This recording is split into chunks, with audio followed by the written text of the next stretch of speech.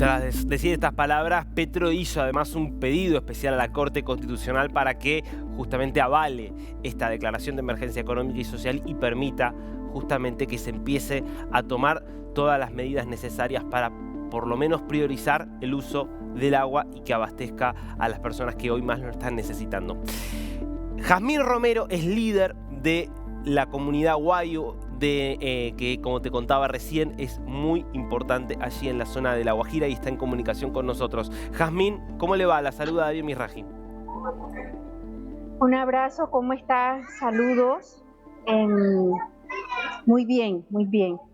Jazmín, ¿cómo describiría en este momento la situación que se está viviendo allí en La Guajira a raíz de esta sequía histórica que está afectando a la región?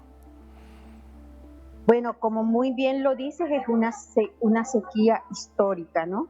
O sea que para nadie es un secreto que todos estos gobiernos que vienen de antaños en el descalabro de los recursos naturales, tanto a nivel nacional como en lo regional, vienen anunciando decretos de emergencia que a la larga eso se ha visto es en la profundización del despilfarro o de la corrupción en las instituciones de los gobiernos, ¿sí?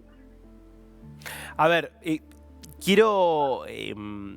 ahora quiero que nos metamos en el análisis de lo que anunció el gobierno y el presidente Petro, pero le pido de vuelta si puede describirnos un poco, a ver, cómo se está viviendo esta sequía en las comunidades, qué es lo que está pasando justamente a raíz de esta falta de agua. Bueno, hay unas cifras alarmantes, más de 5.000 niños que han fallecido producto del hambre y de de la desnutrición, de la desnutrición y de las necesidades básicas que son insatisfechas en todo el ámbito territorial, ¿no? Porque si no hay agua, pues la gente, el ser humano, pues no va a vivir. Entonces, el departamento de La Guajira pues ha sufrido históricamente de un estrés hídrico, pero que estos gobiernos muchas veces vienen aquí a montar, ¿cómo te digo?, a decretar, cada 4 años se decretan emergencias en el departamento, ¿sí? Estas emergencias para nada resuelven los problemas de fondo económicos y sociales del territorio como tal, ¿sí? Al contrario, terminan agudizando eh, la crisis humana o la crisis de emergencia humana que ha padecido pues a lo largo de la historia el pueblo wayuu, ¿sí? Entonces yo no Claro. tengo, o sea, hablarte de decir que tengo mayor esperanza sobre este gobierno que se hace llamar de cambio, pero que viene operando con las mismas prácticas para mí, o sea, no tengo ninguna esperanza sobre si va a haber aquí algún cambio decretando, porque el gobierno de Juan Manuel Santos hace que 8 años, años atrás, decretó otra emergencia y que eso no ha sido viable. Hay tantos decretos, como lo he venido insistiendo en las entrevistas, decretos, leyes, etcétera, que no han sido factibles para derrotar pues la hambruna y derrotar la crisis económica, porque lo que hacen es decretar, pero entonces terminan haciendo contratos con los que desfalcan el hambre o desfalcan el deterioro o terminan haciendo el deterioro en la sociedad wayuu, ¿sí? Que son los mismos contratistas que tienen vínculos de corrupción dentro de sus estructuras, ¿sí? Entonces, para mí no es un secreto estos decretos. Estos decretos para mí lo que son es una cortina de humo, no van a resolver el problema porque la agenda presidencial aquí, o sea, es claro, es evidente que es empresas. Aquí hay 17 empresas de energías eólicas que van a explotar el territorio de los wayuu y que hoy el presidente le ablanda y le abre la cartera del territorio a esas empresas. Ahora, Jazmín, para entender bien, obviamente la sequía tiene, tiene en parte que ver con las características geográficas de La Guajira, que es de por sí una región desértica, el cambio climático también ha agravado la situación allí. Ahora, ¿qué es lo que se podría hacer desde su punto de vista para mejorar la situación y qué es lo que no hacen los gobiernos?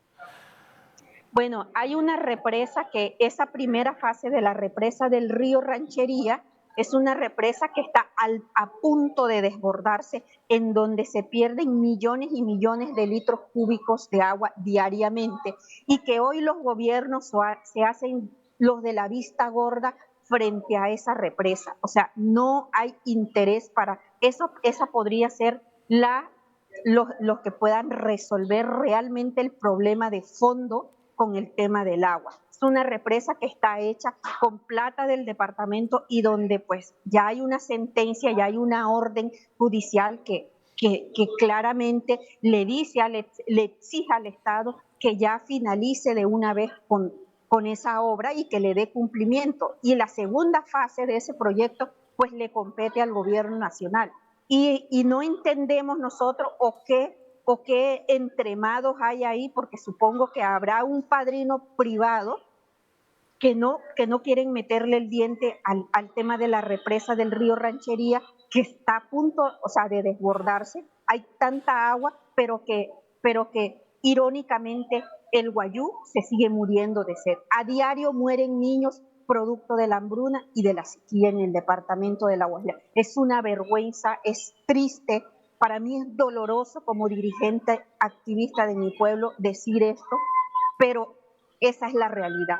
Y no lo pueden seguir tapando con pañitos de agua tibia o con programas asistencialistas, ni con anuncios que son anuncios muchas veces que no son reales, ¿sí?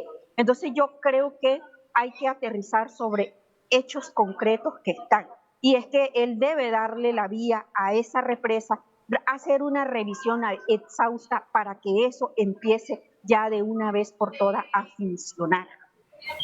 Ahora, Gustavo Petro estuvo toda la semana en La Guajira, o buena parte de la semana, trasladando allí su gabinete de gobierno. Él se mostró en varias reuniones con algunos representantes, por lo menos de las comunidades que viven allí. ¿Ustedes no tuvieron la posibilidad de hablar con el presidente? Y si es así y le transmitieron esto, ¿qué fue lo que les respondió? Pues hay distintas voces, así como hay voces que son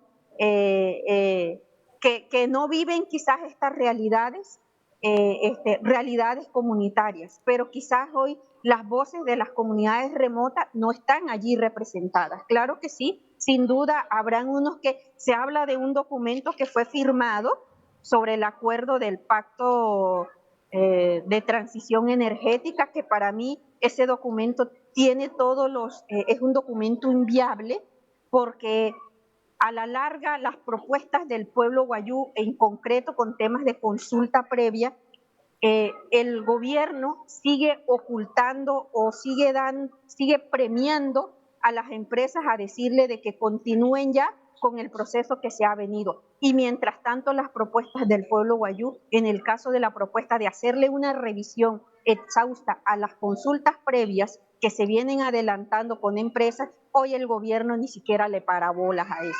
Entonces yo creo que esto no va a resolver absolutamente porque hay unos conflictos serios con estas empresas porque están agudizando más los conflictos y más la pobreza que hay en territorio, porque si bien estas empresas vienen a instalar su empresa sin ninguna posibilidad de que nosotros seamos socios dentro de la empresa, porque no hay ninguna posibilidad cuando un gobierno le dice a una empresa empiecen a trabajar con lo que ya está. Entonces, por otro lado, digo que ustedes son socios, o sea, es una falacia. Primero hay que hacer una revisión y bajo qué criterios y bajo qué condiciones se habla de cierta sociedad para la explotación de los recursos que haya que en el caso de las energías eólicas, ¿no? Entonces, para mí, esto no es un secreto, el gobierno obviamente obedece concretamente pues, a estas agendas de las empresas multinacionales. Jazmín Romero, muchísimas gracias por este tiempo con DNews. ¿Okay?